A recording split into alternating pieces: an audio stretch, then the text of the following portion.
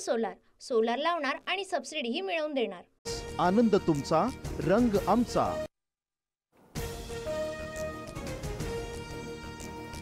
वाल्मिक कराडला खंडणीच्या गुन्ह्यासह संतोष देशमुख हत्या प्रकरणात तुरुंगात टाका। हत्या प्रकरणातील आका लवकर आत गेला पाहिजे, आमदार सुरेश धस यांची मागणी।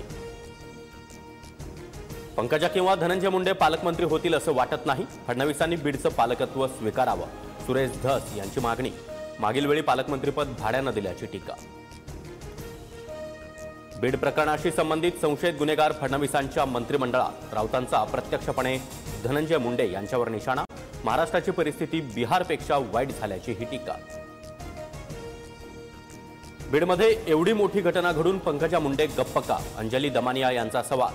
तर वाल्मिक कराडच्या अटकेसाठी दमानिया 28 तारखेला बीडमध्ये आंदोलन करणार। माझ्या वडिलांसोबत झालं तसं आरोपींसोबत व्हावं, आम्हाला न्याय मिळायला हवा, सर्वपक्षीय बैठकीमध्ये संतोष देशमुखांच्या मुलीची मागणी।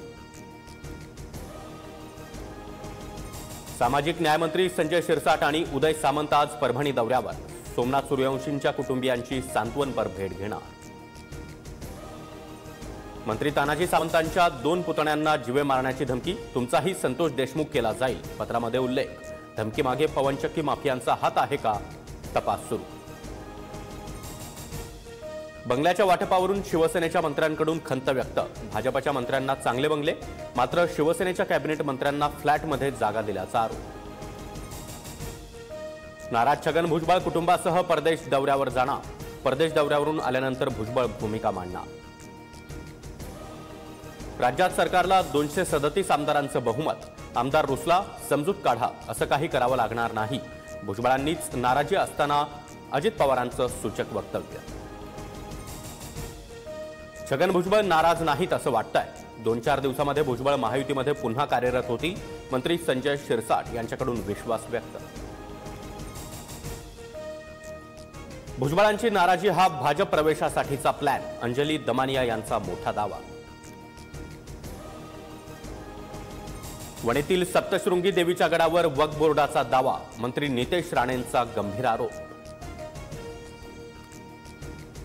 26 डिसेंबरपासून मातोश्रीवर ठाकरे गटाच्या बैठकांचं सत्र, उद्धव ठाकरे मुंबईतील पदाधिकाऱ्यांच्या बैठका घेत मुंबई महापालिका निवडणुकीच्या तयारीचा आढावा घेणार।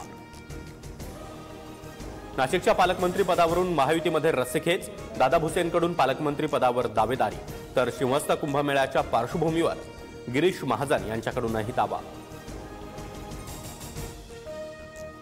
लाडकी बहीण योजनेचा डिसेंबरचा हप्ता देण्याची प्रक्रिया सुरू, पहिल्या टप्प्यामध्ये 35 लाख महिलांना योजनेचे पैसे मिळणार। दिल्ली हायकोर्टानं नकार दिल्यानंतर पूजा खेडकर सुप्रीम कोर्टामध्ये जाण्याची शक्यता, सुट्ट्यांमुळे सुप्रीम कोर्टात सुनावणी न झाल्यास पूजावर अटकेची टांगती तलवार। उल्हासनगरमध्ये हिट अँड रनची घटना, मद्यधुंद कार चालकाची 2 ते 3 वाहनांना धडक, अपघातामध्ये 9 जण जखमी। ऐन हिवाळ्यात राज्यामध्ये अवकाळी पावसाची भीती, उत्तर महाराष्ट्रामध्ये गारपीट, तर मध्य महाराष्ट्र, मराठवाडा, विदर्भातील बहुतांश भागात अवकाळी पावसाची शक्यता। लासलगाव बाजार समितीमध्ये कांद्याच्या सरासरी बाजारभावात मोठी घसरण, गेल्या 15 दिवसांमध्ये दर 1500 रुपयांपर्यंत घसरले, कांदा उत्पादक शेतकऱ्यांना 60 कोटी रुपयांचा फटका।